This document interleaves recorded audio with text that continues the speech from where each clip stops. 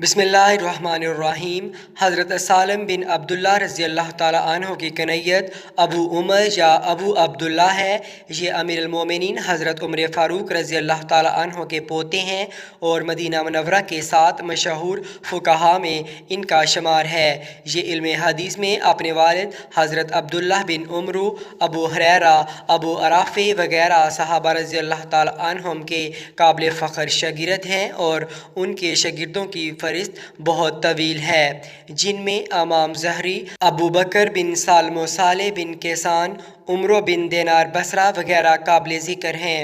हज़रत सैयद बिन मुसीब रज़ी अल्लाह ताला अन्हो फरमाया करते थे कि अब्दुल्लाह बिन उमर रज़ी अल्लाह ताला अन्हो के तमाम साहबजादों में हज़रत सालम सूरत व सीरत के लिहाज से अपने बाप के साथ बहुत ही मुशाहबत रखते थे। इमाम मालिक का कौल है कि सालम बिन अब्दुल्ला अपने ज़माने के सुलहा आबिदीन में बेमिसाल और ज़ाहिद व इबादत, इल्मी फ़जीलत में बेनज़ीर थे।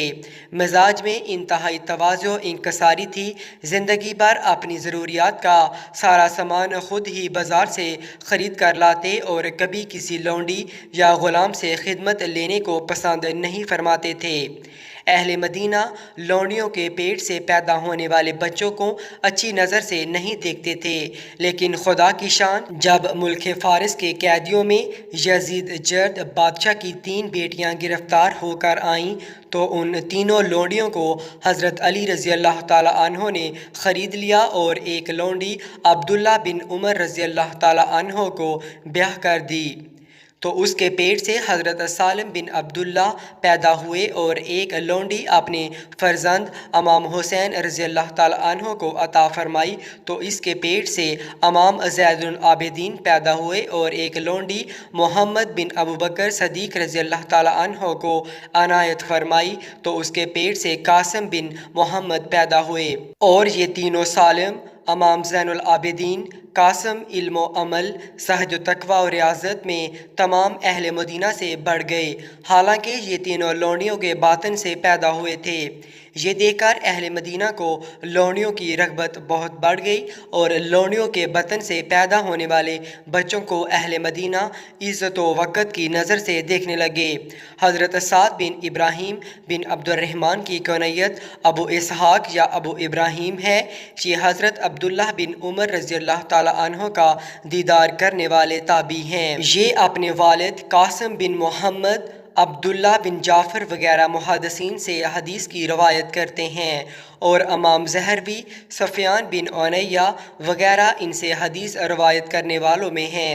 शुअबा मुहद्दिस जब कभी इनका तज़किरा फरमाते थे तो यूँ कहते थे कि साद बिन इब्राहीम मेरे हबीब हैं, इंतहाई परहेज़गार और आला दर्जे के इबादत गुज़ार हैं। इब्न उनैया फरमाते हैं साद बिन इब्राहीम मदीना मुनव्वरा के काजी भी थे, मगर वो इस ओहदे पर फाइज़ होने के बाद भी इतने ही मुत्तकी इबादत परहेज़गार थे जितने इस ओहदा से पहले और इस ओहदा से मज़ूल होने के बाद मुत्तकी इबादत परहेज़गार रहे। 40 बरस तक रोज़ाना हर दिन रोज़ादार रहे और इसी किस्म के दूसरे बड़े बड़े मुजाहदात करते थे। 125 हिजरी में 72 साल की उम्र पाकर वफ़ात पाई। हज़रत सुलेमान यतीमी रहमतुल्लाह अलैह ताबी बुज़ुर्ग और मुहद्दिसीन बसरा में एक इम्तियाज़ी शान रखते हैं। सहाबा में हज़रत अनस रज़ी अल्लाह ताला अन्हो और ताबईन में से अमशो, हुसन बसरा और अबुल हक सबी वग़ैरह के शागिर्द हैं और शबा व सफ़ियान सूरी, सफ़ियान बिन उनैया, अब्दुल्ला बिन मुबारक, हमाद बिन सलमा जैसे कसीरुल हदीस फाज़लों के उस्ताद हदीस हैं।